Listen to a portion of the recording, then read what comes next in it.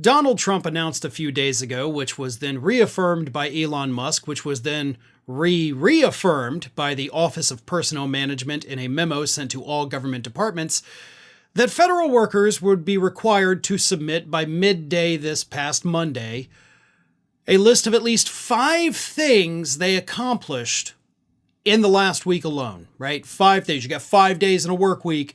You should have been able to do 5 verifiable things.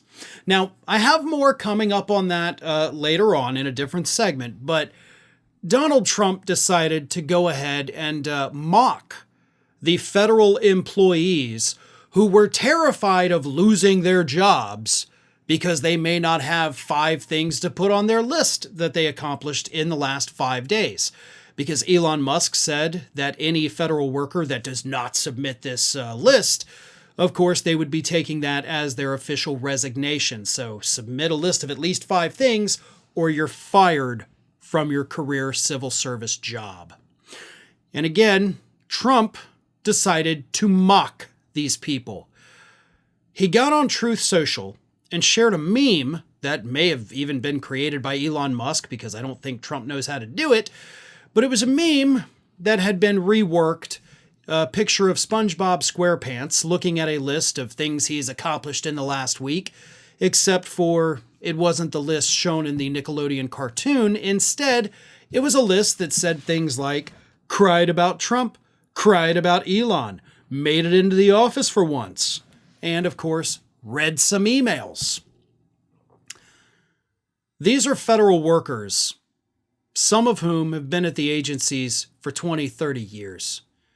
These are career civil servants going into work every day, doing their job, keeping our government and therefore our country running. That is what these people do. Doesn't matter which government agency it is, whether it's the Defense Department, the State Department, the FDA, the EPA, HUD, you name it, the Education Department, all of these places filled with people who keep our country running by doing their jobs every day. And Trump is mocking them because they're afraid they're going to lose their jobs, right? Oh, you cried about Trump. That's a thing you did. You cried about Elon. That's a thing you did. We are headed towards a recession. That is, of course, according to economists. These mass layoffs that the Trump administration is engaging in, and that, of course, a federal judge has said, yeah, you can go ahead and keep doing it. All economists, not necessarily all, but all the credible ones right now are telling us this is going to put us in a recession, okay? When you suddenly have hundreds of thousands of federal workers without jobs, not just in DC, but keep in mind, there's federal buildings all across the country. Everywhere.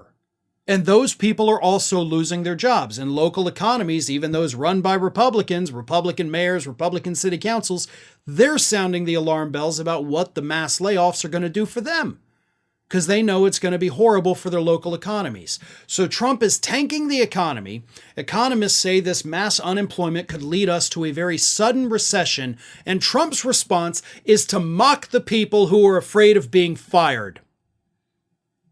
We don't have a president of the United States. We have 2 megalomaniacs who are stuck in arrested development with the mentality of a 12-year-old boy running the country right now, Elon Musk and Donald Trump. They're both acting like prepubescent boys. Think, oh, I'm going to share a meme. Elon Musk, what, a week and a half ago, changed his name on Twitter to Harry Balls. They have the mentality of grade schoolers. And they are destroying this country day by day and mocking the people that are worried about what's going to happen. By now, you've probably heard about DeepSeek, who created AI that rivals ChatGPT's at a fraction of the cost. It's now the #1 app on most app stores. But every conversation you have through their app gets stored on Chinese servers and subject to Chinese censorship. If you want to test out DeepSeek's power without sharing all of your conversations with Beijing, then let me recommend my sponsor, Venice AI. Venice.ai is a generative AI platform that is private and permissionless. They utilize leading open source AI models to deliver text, code, and image generation to your web browser. There's no downloads, no installations of anything. Since DeepSeek made their model open source, the folks at Venice AI were able to edit it to keep it private and remove any bias injection or censorship. But it's not just China we have to worry about. ChatGPT literally has the former director of the NSA sitting on their board right now. Do we really think our conversations are private with American AI companies? We also know that these companies program their AIs to only give certain kinds of answers. So I love that Venice.ai doesn't spy on you or censor their AI. Messages are encrypted and your conversation history is stored only in your browser. You can take advantage of the Venice AI free trial and use the service. And even if you don't think that AI is for you, I encourage you to give it a try. I've used it many times to help me phrase something that I want to say when I'm struggling to come up with just the right words. AI is a great tool when you have a product that you trust. If you want to try Venice AI, you don't even need to create an account. You can just go to my link, venice.ai/ringofire, and start chatting. If you want access to a completely private and censorship-less DeepSeek model and other amazing features, use our link, venice.ai/ringofire, and code ringofire to get 20% off a pro plan.